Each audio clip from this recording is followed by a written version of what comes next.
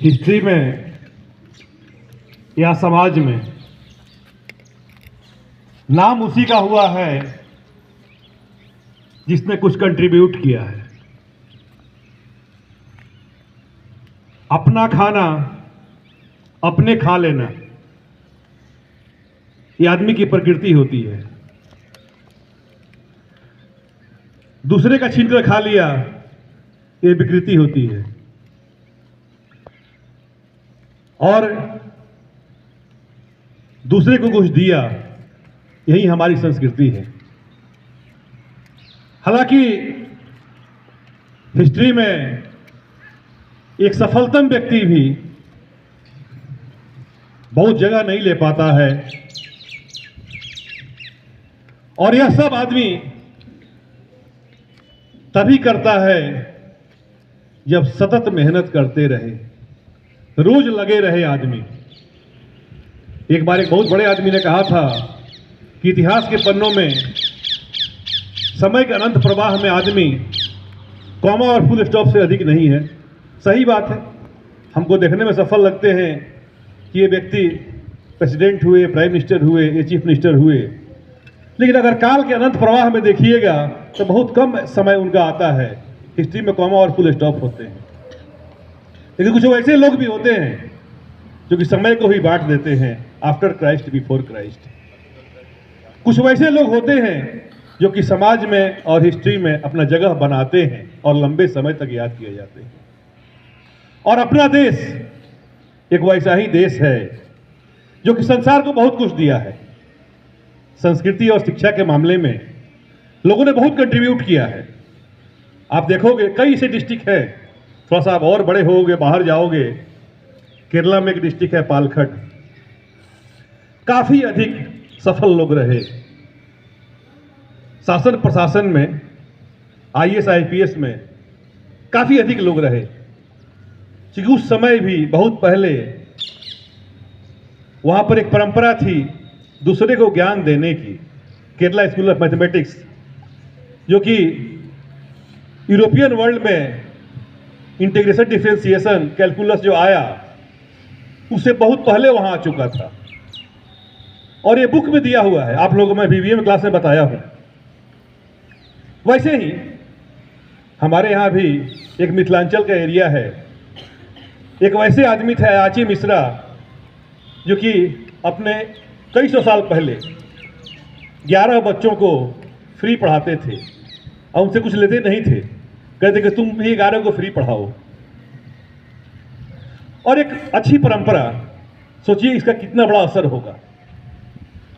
ऐसे ही इस देश ने बहुत कुछ दिया। हमारे पास भगवान कृष्ण ने कुरुक्षेत्र में गीता का उपदेश दिया, उससे बड़ा मोटिवेशनल स्पीच नहीं हो सकता है। 18 अक्षोहिणी सेना को कर्म के लिए तत्पर करना, सत्य के लिए वार करा देना, जो सत्य स्थापित करना है, उससे बड़ा मोटिवेशनल स्पीकर कोई आज तक नहीं हुआ। गौतम बुद्ध बहुत अच्छे टीचर थे, जिस इन्वायरमेंट में जाते थे उसी का एग्जाम्पल देते थे। उन्हीं के एक शिष्य हुए नागार्जुन। नागार्जुन हिस्ट्री में दो हैं, एक तो आयुर्वेद से जुड़े हुए हैं, जैसे जो प्लांट प्रोडक्ट जो भी होते हैं इसको मेडिसिन के रूप में यूज करते हैं। एक वो नागार्जुन वैसे थे जिन्होंने कहा कि जब मेडिसिन के रूप में यूज करते हैं तो उसका अगर केमिकल फॉर्म में अगर यूज किया जाए तो और फायदेमंद होगा, तो रस चिकित्सा दिए। एक दूसरे नागार्जुन थे जिनका संबंध शून्यवाद से था, बुद्धिज्म के शून्यवाद से था, बौद्ध दर्शन के शून्यवाद से था। इसीलिए उनको आइंस्टाइन ऑफ इंडिया कहा गया। उनको आइंस्टाइन ऑफ इंडिया कहा गया। आइंस्टाइन को आप जानते हैं कि उनको नोबेल प्राइज मिला फोटो इलेक्ट्रिक इफेक्ट पर, लेकिन उससे भी अधिक उनको अधिक लोग जानते हैं कि उन्होंने थ्योरी ऑफ रिलेटिविटी दिया, सापेक्षता का सिद्धांत दिया। और नागार्जुन को भी यही बोला जाता है कि उन्होंने शून्यवाद का सिद्धांत दिया था। तो आप एक वैसे देश में हैं जो कि शून्य से लेकर शून्यवाद तक दिया। ये हमारा वर्ल्ड के लिए कंट्रीब्यूशन है।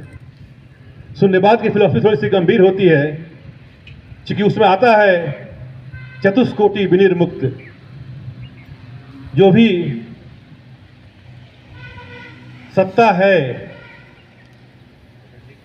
वह सत्य नहीं है,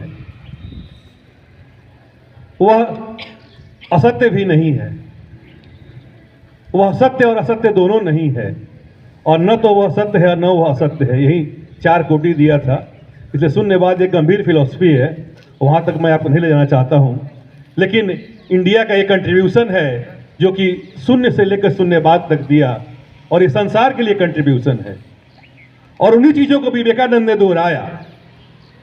स्वामी विवेकानंद, जैसे कि आप एक एग्जाम क्वालिफाई करते हो तो आपका हम कैंपस में फ्लैक्स लगाते हैं, यदुवंशी के दूसरे ग्रुप में भी, दूसरे संस्थाओं में भी आपके फ्लैक्स लगते हैं। लेकिन जब शिकागो में उन्होंने अपना स्पीच दिया और इंडियन कल्चर के बारे में बताया और हमारे तौर तरीकों को बताया, हमारे संबोधन के तरीकों को बताया, हमारे ब्रह्म के स्वरूप को बताया, तो वहाँ के पेपर मैगजीन में ये चीज़ निकलने लगी, एडिटोरियल में, कि जिस देश में इतने योग्य लोग रहते हैं वहाँ ईसाई मिशनरी जाकर कुछ नहीं कर सकती है, वहाँ हम सफल नहीं हो सकते हैं। आप उस देश के वासी हो जहाँ पर नालंदा जैसी संस्था रही है, जहाँ पर बड़े बड़े ज्ञान के केंद्र रहे हैं, जहाँ आर्यभट्ट से लेकर नागार्जुन तक हर लोग रहे हैं, और आपको अपने गुरुओं के मार्गदर्शन में बहुत अच्छा करना है। इन्हीं शब्दों के साथ thank you, have a nice day.